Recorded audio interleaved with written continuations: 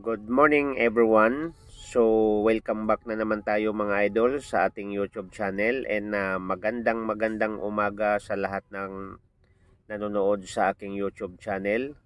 Kung ikaw ay baguhan pa lang po sa aking YouTube channel, kayo po ay nais kong anyayahan mag-subscribe po, paki-like at pakipindot po ang notification bell para lagi tayong updated mga idol sa mga video tungkol sa mga lumang barya nung kapanahunan mga idol. So sa lahat pong nanonood sa aking YouTube channel at sa mga new Queens Collector at saka sa old Queens Collector, so thank you so much, and shout out sa inyong lahat sa panonood at sa walang sawang pagsubaybay sa aking YouTube channel, Bagong Pilipinas, Old Queen TV. Ang ating topic mga idol tungkol sa bariyang ito, no? So Republique, no? Yan po ang ating pag-uusapan from France, itong bariyang ito mga idol, no? So ang bariyang ito mga idol ay 1 France 1972 Queens, no? Medyo mataas na po mga idol ang kanyang value nito, no? Dahil itong coins na to mga idol ay hinahanap na rin po ito sa mga new collectors ng mga old coins at saka sa mga old collectors po, dahil tumataas po ang kanyang halaga sa bariyang ito, no? Okay mga idol, ang bariyang ito ay country po France, and period Fifth Republic, no, 1959 hanggang 2002 po ito ginagamit sa circulation po nila mga idol sa France, no?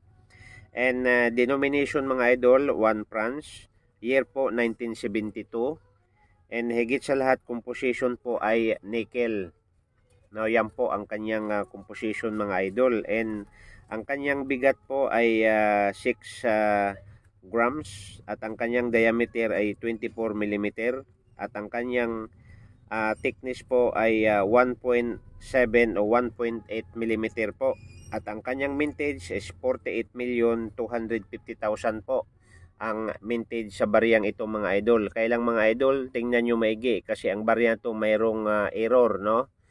So kaya po mayroong mahal sa ganitong uri ng barya. O isa ka man sa may hawak nito mga idol, pwede mong tingnan, no, sa lahat ng hindi po nakakaunawa sa panonood sa ating video. So pwede nyong silipin sa Google, sa mga online about barya, i-type ninyo ang date ng inyong barya at magkaano po ang halaga sa inyong barya. So lalabas po yan doon mga idol, kasi mayroong nagko-comment sa atin na hindi naiintindihan niya kung paano titingnan kung saan niya ibibinta ang kanyang coins, para maliwanag po. Okay, so ngayon po mga idol, punta na tayo doon sa halaga, no? Sa halaga sa bariyang ito, dahil po para malaman ninyo mga idol, dito sa Pilipinas po ay itong bariyang ito ay mataas po ang kanyang value, no? Dahil 1,000 na po, no? Mayroong 1,550 po ang each nito. So mayroong 3,773 po ang bilihan nito sa mga collectors po. At mayroon dito 5,011 pesos po. At higit sa lahat po, mayroong 9,388. Depende po sa klase sa inyong barya. So makinig po tayo, no? May pahabol po tayo sa baryang ito. So hanapin ninyo ang 1 France 1960 at saka yung po 1960 nga 1 France, no? Dahil ang halaga po niya ay medyo mataas po. Wala ba kung hawak sa ganung uri ng barya, no?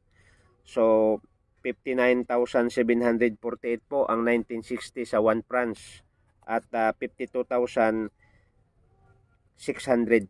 po.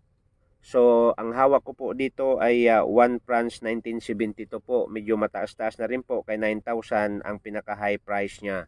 So mga idol, maraming salamat. So sa lahat ng mga nanonood o nakaunawa sa ating YouTube channel, thank you so much sa panonood ninyo, at sana huwag kayong magsawa sa pagsuporta sa ating YouTube channel, Bagong Pilipinas, Old Queen TV. So mga idol, see you the next video, and thank you so much sa panonood.